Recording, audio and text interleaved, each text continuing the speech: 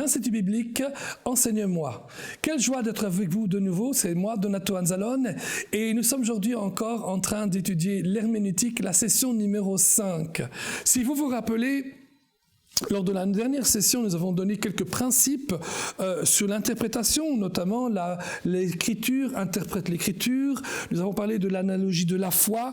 Nous avons parlé aussi d'une manière dévotionnelle de lire et d'interpréter la parole de Dieu. Nous avons vu que la parole de Dieu servait à enseigner, à convaincre, à corriger, à instruire. Faites attention à ces gens qui disent tout le temps que Dieu est là comme un père fouettard, avec son fouet, avec son bâton pour faire du mal aux gens. Dieu n'est pas là pour nous faire du mal. Amen. Jésus est l'image de Dieu. Hébreu dit qu'il est le reflet de la gloire de Dieu. Il est l'empreinte du Seigneur. Amen. Et quand on voit Jésus, on voit Dieu. Si vous voulez savoir comment est Dieu, lisez les évangiles. Lisez Matthieu, Marc, Luc, Jean, les actes des apôtres. Lisez aussi toutes les lettres qui nous parlent de la grandeur de ce Jésus. Et vous verrez que Jésus est un être bien différent de ce que beaucoup de gens parlent et disent sur Dieu. Amen. Jésus est l'image de Dieu. Partout où Jésus allait, c'était comme Dieu qui allait. Jésus dit, je ne fais pas des choses par moi-même, mais le Fils de l'homme entend le Père et il voit le Père. Et il dit, je fais ce que je vois le Père faire et je dis ce que j'entends le Père dire. Amen. Donc quand Jésus marche, la Bible dit qu'il va de lieu en lieu, faisant le bien et guérissant ceux qui sont sous l'emprise du diable. Il va de lieu en lieu. La Bible dit que Jésus est venu pour détruire les œuvres du diable. Jésus est venu nous révéler le Père. Il est venu nous donner une vraie image du Père. Dans l'Ancienne Alliance, si vous vous rappelez, nous avions montré l'Ancienne et puis la Nouvelle Alliance. L'Ancienne Alliance, c'est l'image des choses à venir. Mais les choses à venir sont vraiment venues dans la personne de Jésus-Christ. Jésus-Christ est celui qui a apporté la révélation totale. Alléluia! Et il est l'image de Dieu. On peut dire que Jésus est la volonté de Dieu ambulante, la volonté de Dieu qui marche sur la terre. Si vous voulez savoir comment est Dieu, regardez Jésus. Jésus a dit, Philippe lui demande, « Jésus, montre-nous le Père. » Et Jésus répond, « Philippe, qui m'a vu, a vu le Père. » Alléluia! Oh, alléluia! Qui m'a vu, a vu le Père. Qui a vu Jésus, a vu le Père. Et ça, c'est une grande vérité. Si nous voulons savoir comment Dieu agit, comment le Père est, imaginez-vous Jésus, regardez Jésus dans les rues de la Galilée, et il va de lieu en lieu, à Capernaum, à Cana, à Naïn. Il voit Naïn, une femme, une veuve de nouveau, qui a perdu son fils, c'est peut-être son seul enfant, et Jésus vient et il ressuscite cet enfant. Non, non, non, Dieu ne vous châtie pas avec un bâton, il ne vous châtie pas d'une manière méchante. La seule manière dont Dieu corrige son enfant aujourd'hui, c'est par la parole. Il dit que toute parole est inspirée pour enseigner, pour convaincre, pour instruire, pour corriger. Alléluia! Amen. 2 Timothée 3,16. Si vous voulez être corrigé par Dieu, et si vous croyez que Dieu vous corrige, il va vous corriger par la parole de Dieu. Le meilleur moyen, c'est 2 manières. Aller à l'église, recevoir l'enseignement de la parole de Dieu, qui peut aussi nous corriger, et dans notre vie quotidienne, en lisant la parole de Dieu. Amen. Nous avons vu aussi à la fin, nous sommes allés revoir Néhémie 8, les versets 5 à 12, où Esdras va prendre la parole de Dieu et il va l'expliquer. Il va donner le sens avec d'autres gens, des Lévites, et ça c'est important. On a vu qu'il y avait une approche de la parole de Dieu qui peut-être était toute nouvelle à ce moment-là. On y voit tout d'abord qu'ils abordent la parole de Dieu avec un esprit d'adoration. Quand vous lisez la parole de Dieu, ne la lisez pas comme un livre normal. Lisez-la avec un esprit d'adoration, de crainte de l'Éternel, de déférence. Vous louez Dieu, vous élevez Dieu en lisant la parole de Dieu. Vous savez que l'Éternel mérite que nous nous inclinions devant lui. Amen. il s'approchait la parole en reconnaissant ceux qui étaient bons à l'enseignement et à l'adoration. C'est important aussi pour nous. Il est un fait que quelquefois nous n'arrivons pas à lire et comprendre tout ce qui est écrit dans la Bible. Et c'est bon de s'inspirer de gens, mais inspirez-vous de gens qui sont bons. Inspirez des gens qui savent utiliser la parole de Dieu et qui savent exactement l'interpréter comme il le faut. Amen. Il la lisait clairement. Lisez clairement la parole de Dieu. Prenez le temps de la lire. Vous savez, il y a des gens qui lisent des choses qui ne sont pas dedans, parce qu'ils ont lu trop vite. Ça vous arrive, ça, n'est-ce pas? On lit des choses très vite. Donnez le sens. Trouvez le sens de la parole. Comprenez la parole de Dieu. Amen. Et en fin de compte, répondez à l'exhortation de la parole de Dieu. Répondez avec sainteté. Alléluia. Amen. Voyez-vous, dans l'histoire de l'interprétation de la parole de Dieu, et encore aujourd'hui, il y a de nombreux groupes qui se sont fondés sur des interprétations erronées de la parole de Dieu. Quelquefois, uniquement de la parole, d'autres fois, ils ont ajouté d'autres livres à la parole de Dieu. Et donc, il y a diverses approches erronées à travers les âges, et il y a de nombreux malentendus de la parole de Dieu, dont certains ont conduit à des erreurs doctrinales énormes. Je donne un exemple, quelques exemples. Par exemple, sortir un verset et un texte isolé de son contexte. Regardez, comme 1 Corinthiens 15, 29. 1 Corinthiens, j'ai mon chose ici, voilà. 1 Corinthiens 15, 29. On va essayer d'interpréter ça ensemble, amen. Alors, quand on lit un texte, on doit toujours se rappeler que le texte, le verset, est dans un paragraphe qui est lui-même dans un chapitre et dans un livre et dans la Bible. Amen. Donc 1 Corinthiens 15, c'est un chapitre, il y a des paragraphes et il y a un verset. Mais il faut rappeler de cela. Qu'est-ce que c'est qu'1 Corinthiens 15 ? 1 Corinthiens 15, c'est la doctrine de la résurrection des morts. Amen. Paul dit, s'il n'y a pas de résurrection, alors notre foi est vaine. Gloire à Dieu, il y a une résurrection, et c'est la résurrection de Jésus-Christ. Et donc, pour arriver dans son argument, Paul va prendre des choses qui se passent dans la vie de tous les jours. Je donne un exemple. On va prendre l'exemple qui est ici, je crois que c'est le meilleur. 1 Corinthiens 15, verset 29.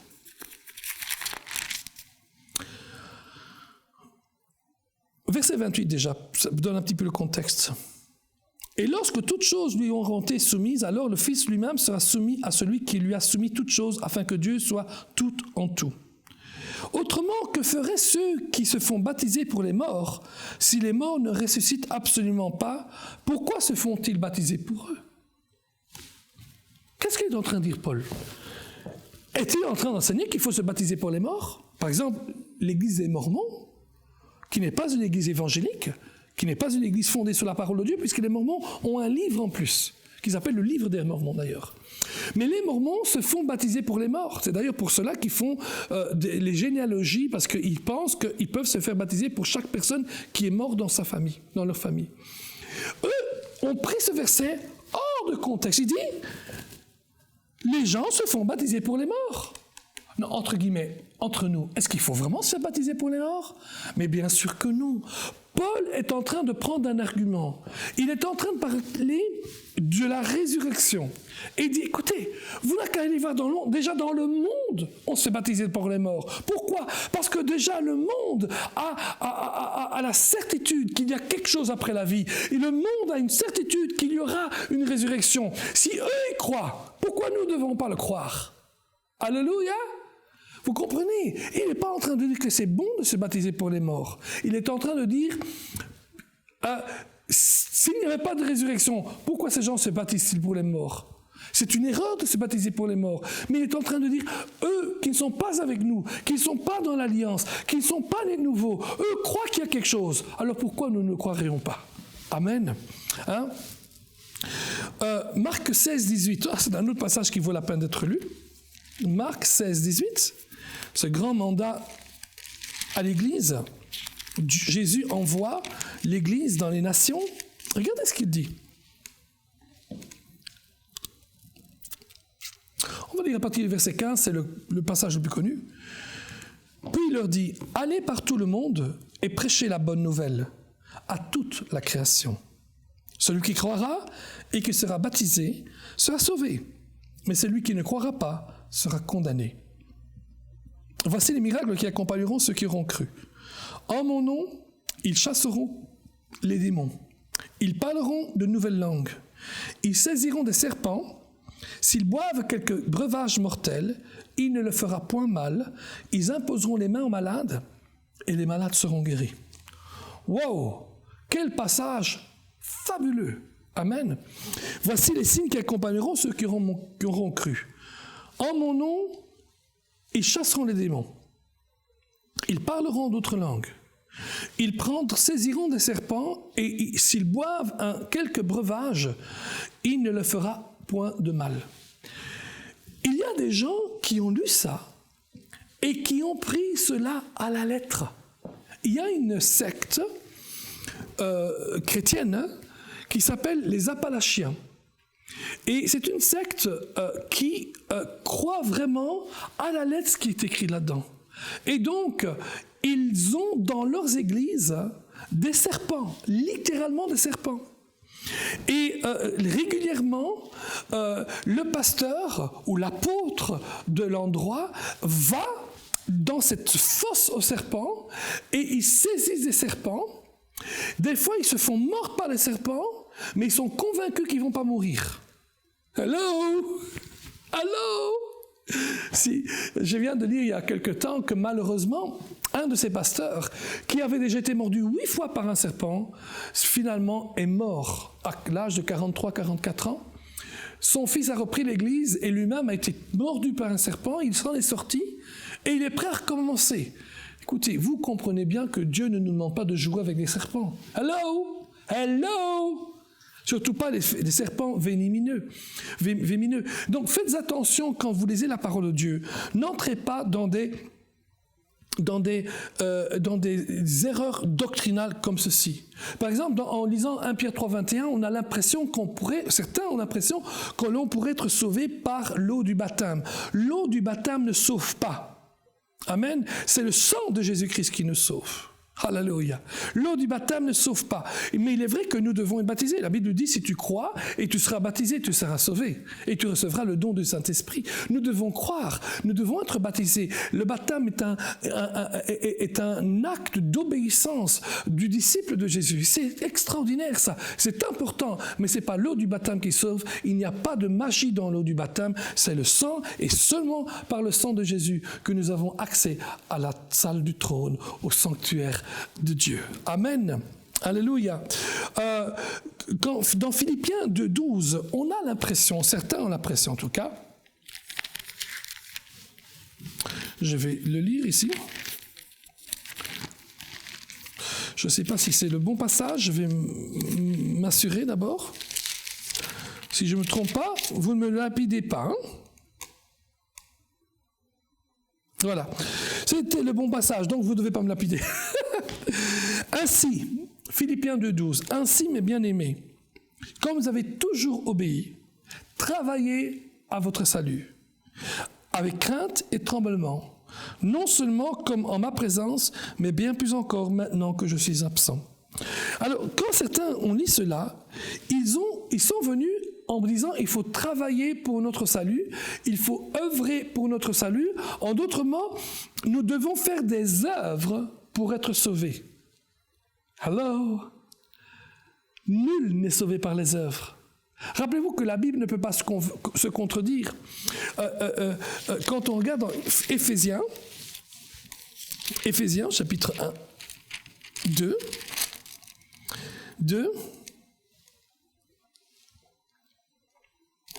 versets 8 et 9, « Car c'est par la grâce que vous êtes sauvés, par le moyen de la foi, et cela ne vient pas de vous, c'est le don de Dieu, ce n'est point par les œuvres, afin que personne ne se glorifie. Amen. Personne n'est sauvé par les œuvres. Amen. Et donc, la parole de Dieu ne peut pas se contredire, nous l'avons dit auparavant. Donc, Philippiens 2,12 ne veut pas dire que nous sommes sauvés par nos œuvres. Quand il dit « travaillez à votre salut » ou « œuvrez à votre salut », il n'est pas en train de parler de travailler avec vos œuvres et de faire des œuvres pour être sauvé. Non. Je vais vous montrer quelque chose ici. Ça va peut-être nous aider pour bien comprendre ce passage. Qu'est-ce que Paul dit quand il dit « travaillez à votre salut » ? Ne sommes-nous pas déjà sauvés ? Si nous sommes sauvés, pourquoi devons-nous travailler à notre salut ? Vous voyez comment une interprétation erronée peut conduire à des concepts erronés et des doctrines erronées dans la parole de Dieu. Quand l'homme, c'est quoi l'homme ?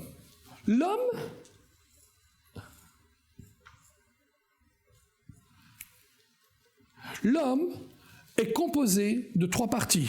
Vous vous rappelez ça ? L'homme est en 3 parties. L'esprit, âme et corps. Amen ? Vous êtes d'accord avec moi ? L'homme est un être spirituel, il possède une âme et il vit dans un corps. C'est très important ça, de comprendre. L'homme est un être spirituel, il vit dans une âme et il possède un corps. Quand l'homme est né de nouveau, c'est quoi qui est né de nouveau ? Est-ce que c'est le tout ou une partie ? Pour répondre à cela, voyons un petit peu ce que la Bible dit. La Bible dit que lorsque nous sommes nés de nouveau, notre corps n'est pas encore né de nouveau. Il attend sa rédemption. N'est-ce pas vrai ? Il attend encore sa rédemption. Quand elle vient la rédemption, elle viendra au retour de Jésus. Alléluia. Soit à la résurrection des morts, soit nous le verrons et en un clin d'œil, nous serons changés. Wouh! Alléluia. En un corps incorruptible. Amen. Notre esprit, la Bible dit que notre esprit est vraiment sauvé. Il est régénéré. Amen. En fait, on peut dire que la partie de l'être humain qui est né de nouveau, c'est l'esprit de l'homme. Oh, alléluia. Et l'esprit de l'homme est né de nouveau, il est régénéré. La seule chose qui est née de nouveau dans votre vie, c'est l'esprit de l'homme. La Bible dit à propos de l'âme, est-ce que l'âme est régénérée ? Est-ce que l'âme est née de nouveau ? Non. La Bible dit que nous devons encore renouveler notre âme. Il dit, soyez transformés par le renouvellement de votre intelligence. Donc, on voit que lorsque nous sommes nés de nouveau, la seule chose qui est née de nouveau dans notre être humain, c'est notre esprit. Moi, je suis né de nouveau. Alléluia. Le je de je suis né de nouveau, c'est mon esprit. Et mon esprit possède une âme et il vit dans un corps. Amen. Mon corps, je sais qu'il sera changé, transformé lors du retour de Jésus-Christ, où soit en un clin d'œil il est transformé, soit lors de la résurrection des morts. Wouh, alléluia! Et j'aurai un bon corps, un corps en bonne santé, un corps incorruptible, un corps prêt à vivre toute la gloire avec Jésus-Christ. Et la Bible dit qu'il y a encore une chose que je peux faire. Parce que si mon corps, je ne peux rien faire, alors on a une bonne nouvelle, bien sûr, c'est qu'en attendant la rédemption, on a toujours une promesse de guérison. Amen. Hein?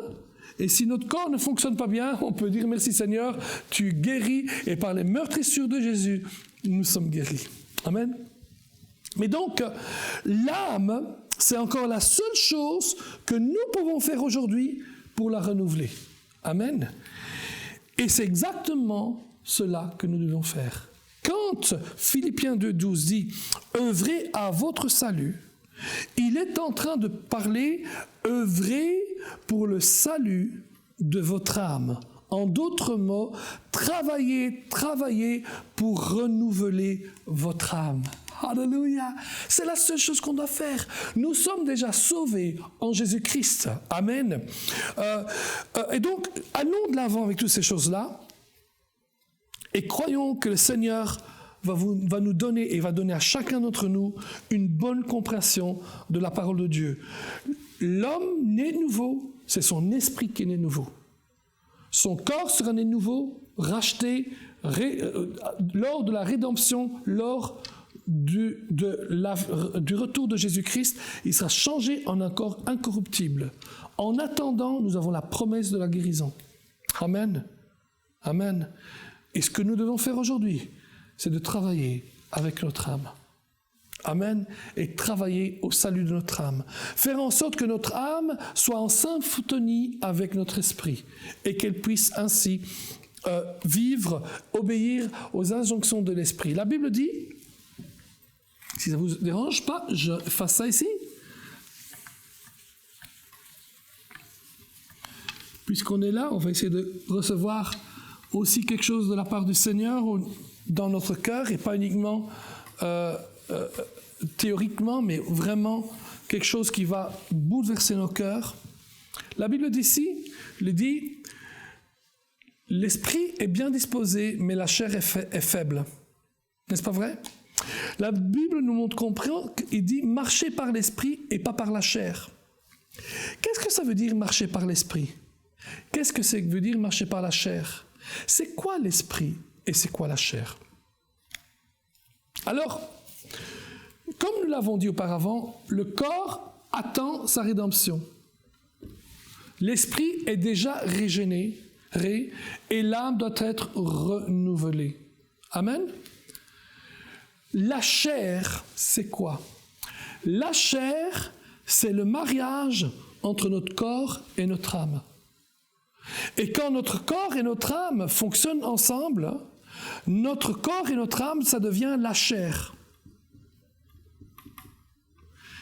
Et regardez, l'esprit est bien disposé, mais la chair est faible. Regardez, il y en a combien ici? 2. Ici, 1. 2 est plus grand que 1. 2 gagne. Alléluia. C'est ça, marcher par la chair. C'est quand je ne renouvelle pas mon âme et je laisse mon âme et mon corps gérer ma vie et mon âme et mon corps 2 contre 1, 2 gagnent. Mais la Bible dit, soyez renouvelés dans l'intelligence. Amen. Oh, que nous puissions tous être renouvelés dans l'intelligence. Soyons renouvelés dans cette intelligence. Oh, glory to God. Gloire à Dieu. C'est quoi marcher dans l'esprit? Marcher dans l'esprit, c'est certainement vouloir dire être renouvelé par l'esprit, mais remarcher dans l'esprit veut aussi dire un nouveau mariage. Ce n'est plus l'âme et le corps, mais c'est l'âme qui donne sa main à l'esprit. Oh, gloire à Dieu.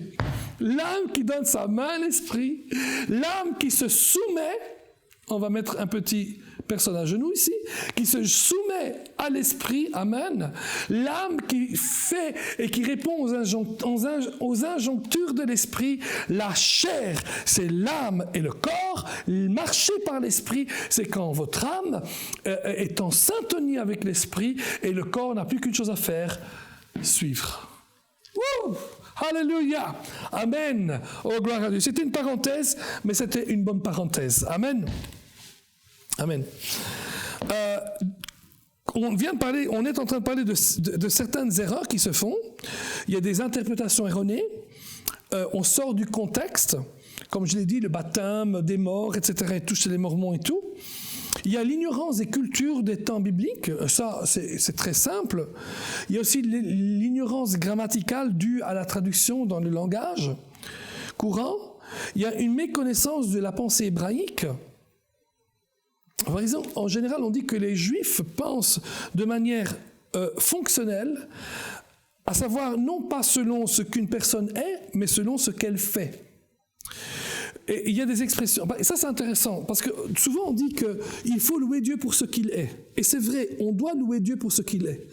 Mais dans le concept hébraïque et dans la pensée de Dieu, on ne peut pas être sans faire. Je vais vous l'écrire ici, c'est trop important ça. Amen. Hop là. Regardez comme il est beau mon petit dessin. Hop là. Amen. Dans la pensée hébraïque, dans la pensée biblique, quelqu'un fait parce qu'il est. Amen. Amen. Je fais parce que je suis. Je fais parce que je suis. Ce qui est intéressant parce que la pensée rationnelle de Descartes, c'est le contraire. Je pense. Donc, je suis.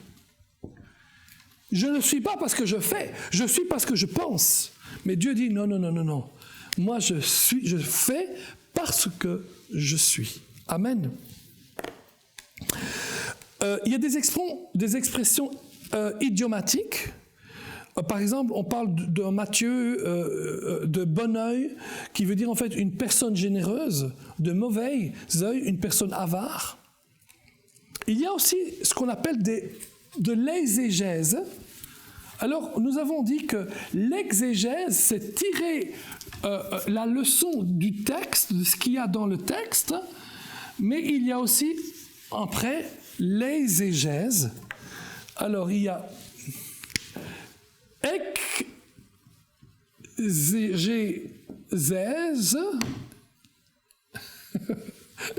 exégèse. Non, comment on écrit ça en français?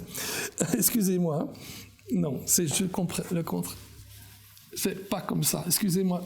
J'écris et je parle en plusieurs langues. Exégèse.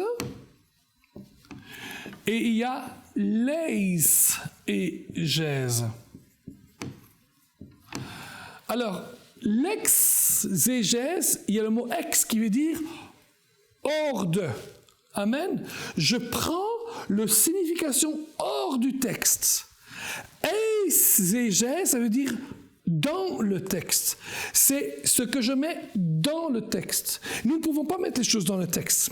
Quelquefois, on lit la parole de Dieu avec nos présupposés. Je donne un exemple. Je vous dis le mot table.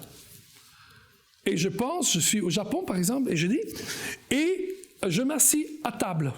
Directement, on a notre tête. Vous qui êtes occidentaux, vous avez dans votre tête, ou occidentaux, oui, vous avez dans votre tête une table.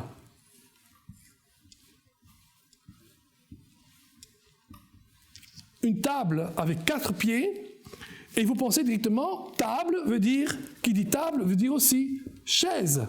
D'accord? Chaise. Hop là. Et puis, je dis, et je continue, je me mets à table sur mes genoux. Ah, sur tes genoux? Tout d'un coup, vous pensez, il se met à genoux sur la chaise. Et puis, je dis, la maîtresse de maison arrive et je la regarde vers le haut. Et vous dites, mamma mia, cette femme doit être un géant pour qu'il la regarde par le haut. Qu'est-ce qu'on est en train de faire? On est en train de faire de l'exégèse.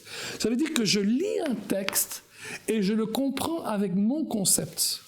Si je l'avais compris et si j'avais fait de l'exégèse, j'aurais dit, ah, j'arrive dans la maison et je me mets à table, en effet,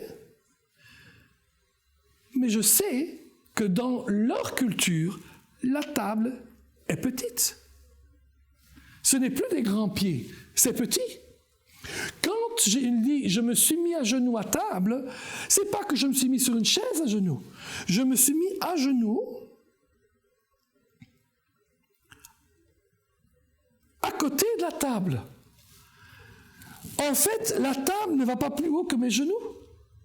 Et c'est normal que quand la maîtresse de maison arrive, je la regarde vers le haut parce qu'elle est debout et moi je suis tout assis, à genoux. Amen. Voyez-vous la différence entre exégèse et exégèse? L'exégèse, c'est d'essayer de comprendre ce qu'elle dit. L'exégèse, c'est de comprendre ce que moi je suis en train de dire avec ce que je pense. Je pense à une table. Hop là, directement, je pense à une grande table. Une table qu'on en a chez nous. Je pense à me mettre à table. Je pense directement à des grandes chaises. Mais ici, il n'y a pas de chaises. Ils sont assis par terre. Alléluia. Et c'est tellement important. L'exégèse, ce sont des présuppositions que l'on lit dans le texte et non pas venant du texte. Pensez avec un esprit carré, trop strict, plutôt que dans un esprit ouvert. Amen. Et certaines fois, honnêtement, il y a des différences et des exemples de doctrines dénominationnelles qui sont vraiment très dures, uniquement parce qu'on fait ça. On pense voir quelque chose dedans, et c'est pas dedans. Je donne un autre exemple. Je peux effacer? Vous êtes d'accord? Ou vous voulez encore écrire? Ok, super.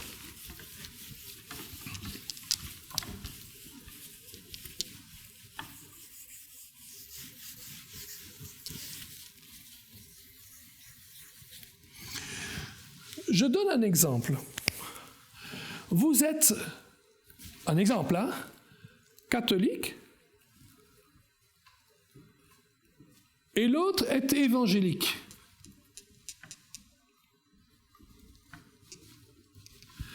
Et tous deux parlent et disent, voilà, je vais prendre le repas du Seigneur.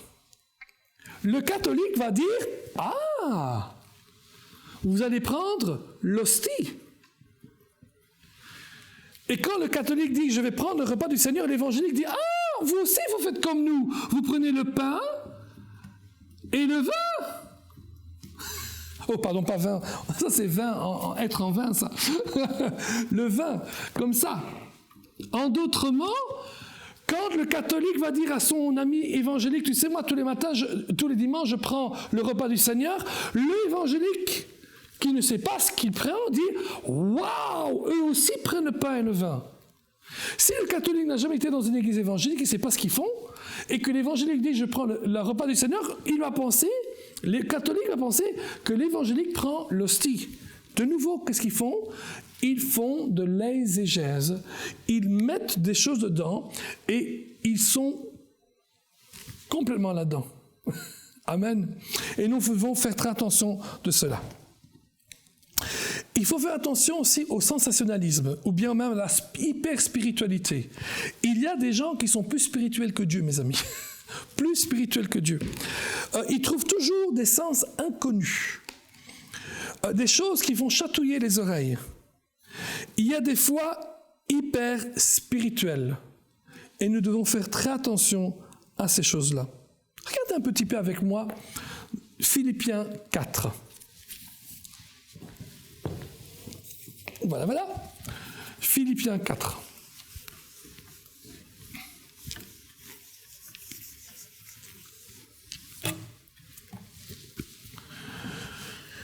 Dans Philippiens chapitre 4,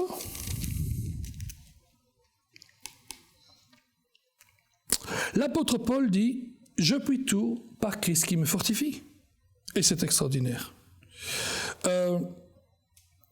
Mais pour arriver là, il y a des versets avant. Rappelez-vous, ne prenez pas un texte isolé. Essayez de voir le contexte. Souvent, le contexte se trouve, bien sûr, dans le chapitre et dans le livre complet, mais aussi des paragraphes qui vont vous aider à comprendre. Regardez le verset 10. « J'ai éprouvé une grande joie dans le Seigneur, de ce que vous avez pu enfin renouveler l'expression de vos sentiments pour moi. Vous y pensiez bien, mais l'occasion vous manquait. Ce n'est pas en vue de mes besoins que je dis cela, car j'ai appris à être content dans l'état où je me trouve. Je sais vivre dans l'humiliation et je sais vivre dans l'abondance. Et toutes et partout, j'ai appris à être rassasié et à avoir faim, à être dans l'abondance et à être dans la disette. Je puis tout par Christ qui me fortifie. » Amen. Donc on voit directement en lisant ce passage que la phrase « Je puis tout par Christ qui me fortifie » est un résumé, une conclusion de ce que Paul dit à partir du verset 10. Il dit voilà, j'éprouve une grande joie, vous avez pris part à mes besoins, ce n'est pas que j'en ai vu besoin, parce que j'ai de toute façon appris à être content dans toutes les situations, je suis content quand j'ai beaucoup et quand j'ai pas grand-chose, je puis tout par Christ qui me fortifie. Amen. Donc c'est une conclusion. Mais l'important c'est de savoir quel genre de conclusion. Comment arrive-t-il à cette conclusion? Et Paul dit que le secret de pouvoir tout par Christ qui le fortifie, c'est qu'en toute chose, il a appris à être content. Si on va dans le grec, on voit que le mot « j'ai appris à être content » peut être littéralement traduit « j'ai appris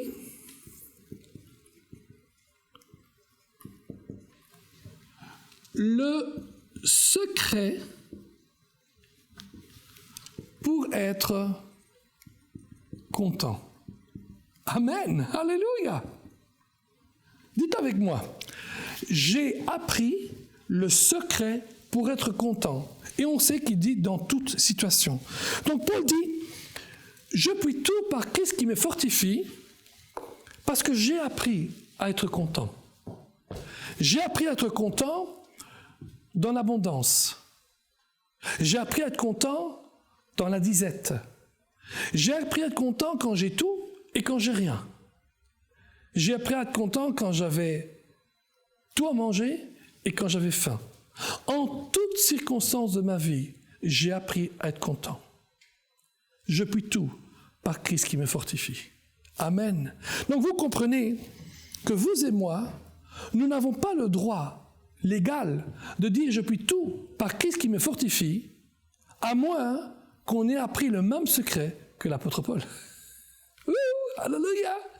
Quel secret? Le secret d'être content en toute situation. Paul est clair avec ça. Je le répète, j'ai éprouvé une grande joie dans le Seigneur de ce que vous aviez pu enfin renouveler l'expression de vos sentiments pour moi. Vous y pensiez bien, mais l'occasion vous manquait. Ce n'est pas en vue de mes besoins que je dis cela. Paul avait des besoins, mais il ne dit pas qu'ils ont bien fait de pourvoir à ses besoins parce qu'il avait des besoins. Il l'a dit pour autre son, parce que j'ai appris à être content dans l'état où je me trouve. Dans quel que soit l'état dans lequel je me trouve, j'ai appris à être content. J'ai appris le secret d'être content dans quel état que je me trouve. Je sais vivre dans l'humiliation, je sais vivre dans l'abondance.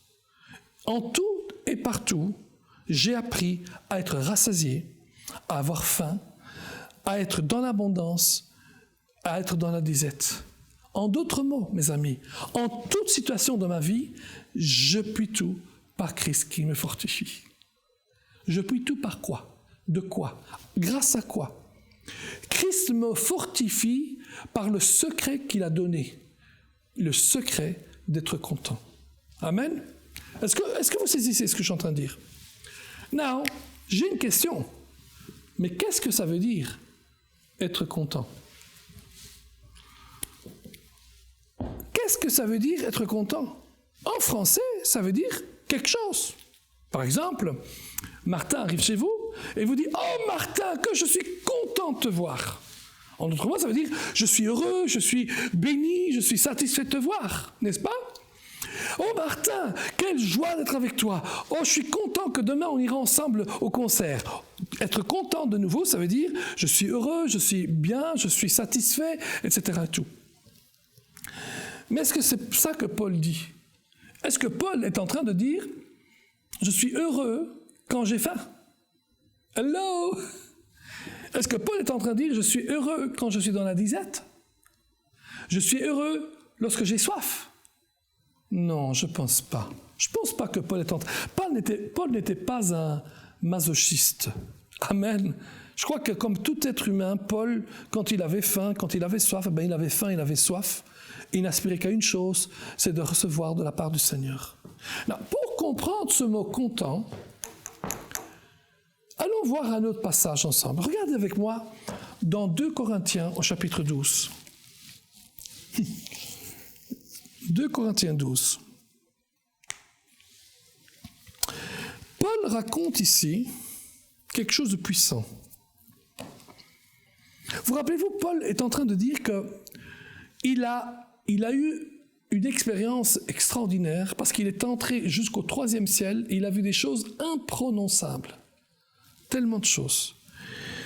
Et il dit,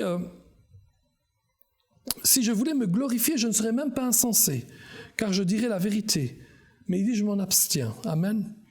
Afin que personne n'ait à mon sujet une opinion supérieure. Et pour que je ne sois pas enflé d'orgueil, à cause de l'excellence de ces révélations, il m'a été mis une écharde dans la chair. Un ange de Satan. Écoutez, l'écharde dans la chair, ce n'est pas une maladie. C'est un ange de Satan. Pour me souffleter et m'empêcher de m'enorgueillir. 3 fois, j'ai prié le Seigneur de l'éloigner de moi. Et il m'a dit, ma grâce te suffit. Pourquoi? Car ma puissance s'accomplit dans la faiblesse. Je me glorifierai donc bien plus volontiers de mes faiblesses, avec la puissance de Christ, afin que la puissance de Christ repose sur moi. C'est pourquoi je me plais dans les faiblesses, dans les outrages, dans les calamités, dans les persécutions, dans les détresses, pour Christ. Car quand je suis faible, c'est alors que je suis fort. Amen. Donc il a ces grandes révélations et il reçoit une écharde de Satan, une écharde dans la chair qui est en fait un ange de Satan qui vient le souffleter, l'ennuyer, le perturber, le harceler. Et 3 fois il va demander à Dieu, dit Seigneur, éloigne cette écharde de ma vie. Éloigne cette écharde de ma vie. Éloigne cette écharde de ma vie. Et Dieu va lui donner un secret. Il va lui dire, ma grâce te suffit. En disant ma grâce te suffit, Dieu, le Seigneur, va aussi expliquer. Il dit, car ma puissance se révèle mieux dans ta faiblesse.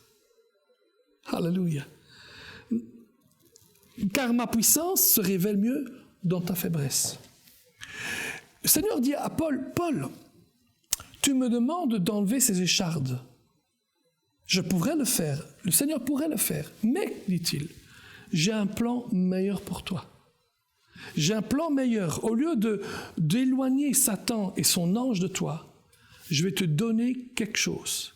Et ce que je vais te donner, ou ce que je t'ai déjà donné, est suffisant pour toi, pour devenir fort et puissant dans les moments les plus faibles de ta vie. Et cette chose, c'est la grâce de Dieu.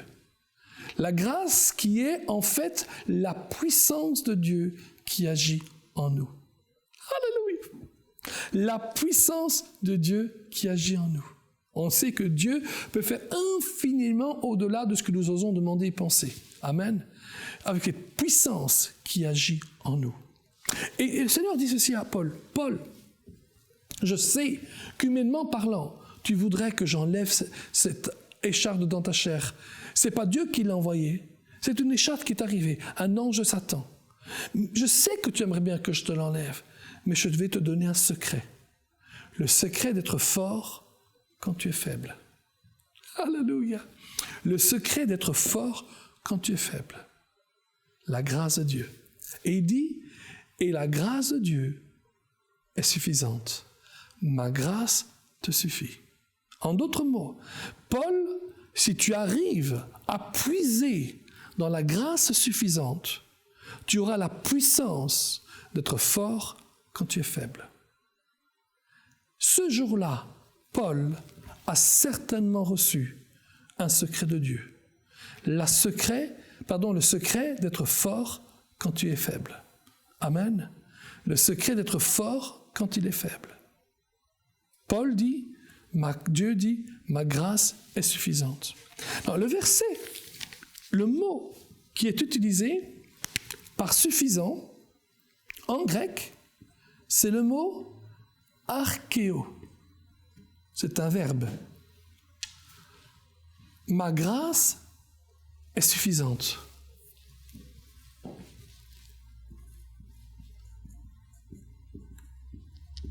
Archéo veut dire être suffisant. Paul dit à Dieu, enlève cette écharde. Et le Seigneur répond, ma grâce est archéo, suffisante. Amen. Et ce jour-là, Paul a appris le secret pour recevoir la puissance dans le moment de la faiblesse. C'est en puisant dans la grâce de Dieu. Nous retournons maintenant dans Philippiens chapitre 4, et nous revoyons de nouveau ce que Paul dit au verset 11. Ce n'est pas en vue de mes besoins que je dis cela. Verset 14 dit ceci. Cependant, vous avez bien fait de prendre part à ma détresse, etc., etc. Le verset 17, ce n'est pas que je recherche les dons, mais je cherche le fruit qui abonde pour votre compte. Paul est en train de dire, ce n'est pas en vue de mes besoins que je dis cela. Mais ce n'est pas qu'il n'avait pas de besoin. Il dit au verset 17, verset 16, verset 14, il dit dans verset 14, cependant, vous avez bien fait de prendre à ma détresse. Non seulement Paul avait des besoins, il était dans la détresse. Il était dans la détresse. Mais il dit, vous avez bien fait de me donner, de subvenir à mes besoins, mais je ne dis pas ça en raison de mes besoins, car j'ai appris le secret d'être content en toutes choses. Mais vous avez quand même bien fait de subvenir à ma détresse. Amen. Wow. Now, Paul dit, j'ai appris le secret d'être content. Le mot content dans Philippiens 4, verset 11, c'est le même mot content comme suffisant dans 2 Corinthiens 12. La seule différence, c'est qu'il y a un autre mot.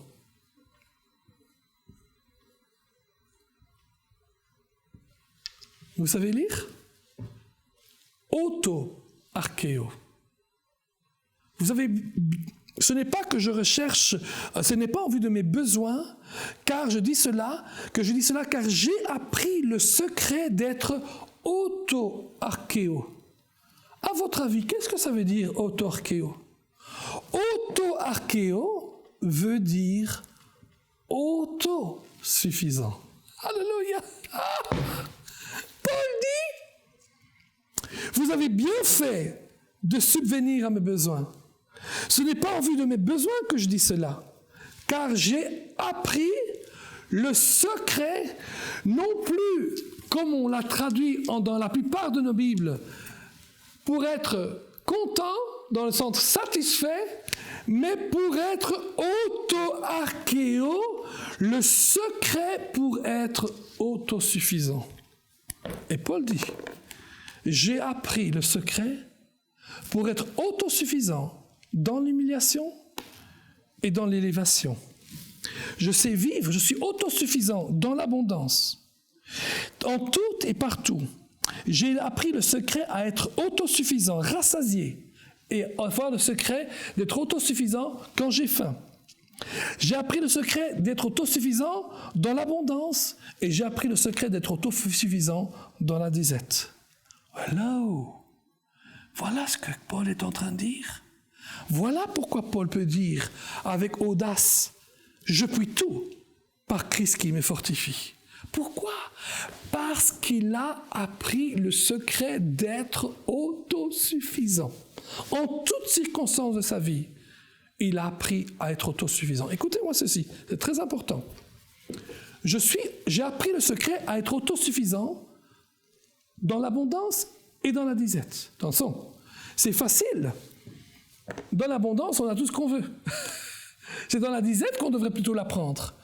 Mais quand Paul dit « j'ai appris le secret d'être autosuffisant dans la disette comme dans l'abondance et vice-versa », qu'est-ce qu'il est en train de dire? Il est en train de dire, même quand j'ai beaucoup, même quand j'ai l'abondance, j'ai appris le secret de ne pas me reposer sur mon abondance, mais de me reposer sur mon Dieu, sur la grâce de Dieu qui me fortifie.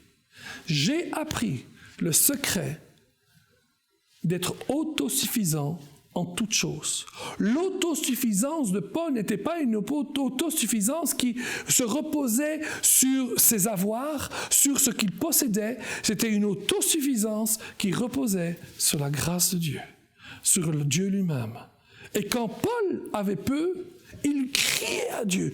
Dieu, je suis autosuffisant, j'ai appris à reposer sur toi. Mais quand Paul avait beaucoup, il disait, Dieu, j'ai plus besoin de toi, j'ai tout ce que je... Non!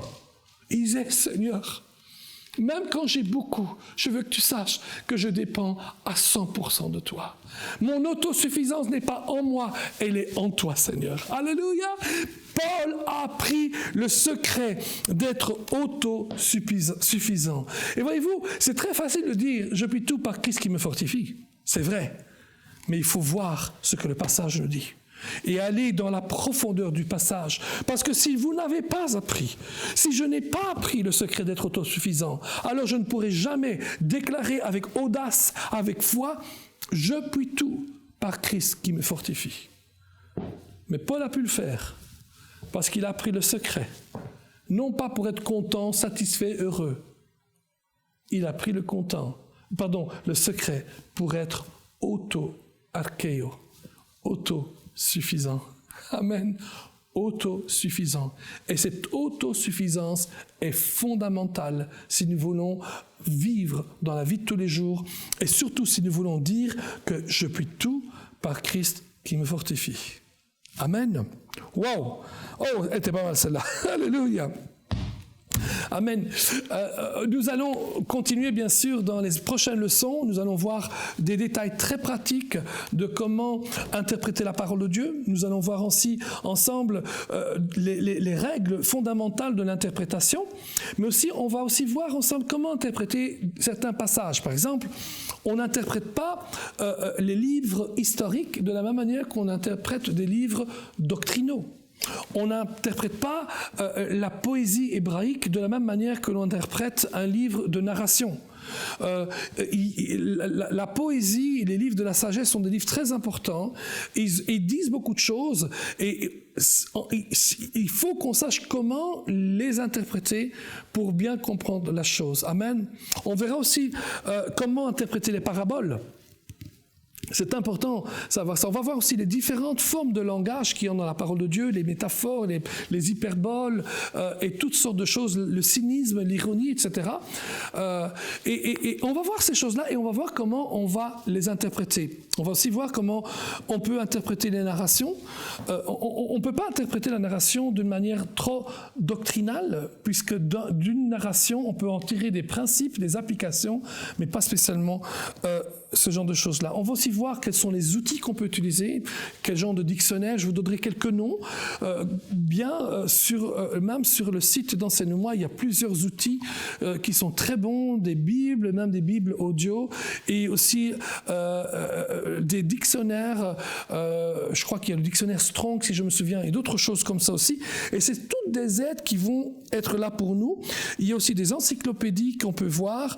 Il y a aussi de bonnes traductions aussi. Je crois qu'il faut voir qu'on puisse lire la Bible avec plusieurs traductions. Il y a des encyclopédies. Il y a aussi peut-être voir aussi quelques aides par rapport au grec. C'est bon d'avoir des traductions littérales et des traductions un peu plus libres. Je vous donnerai quelques idées de ces traductions-là.